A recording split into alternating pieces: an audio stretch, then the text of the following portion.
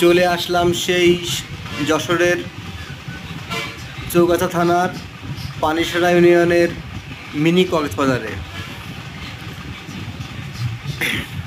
সারাদিন যখনই ঢুকি তখনই দেখি মিনি কক্সবাজার মিনি কক্সবাজার, এখনও আসা হয়নি।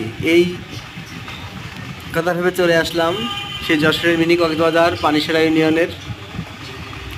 জায়গাটা অনেক সুন্দর, আসলেই সুন্দর। এখনও যারা আসেননি তারা দ্রুত মিনি কক্সবাজার দেখার জন্য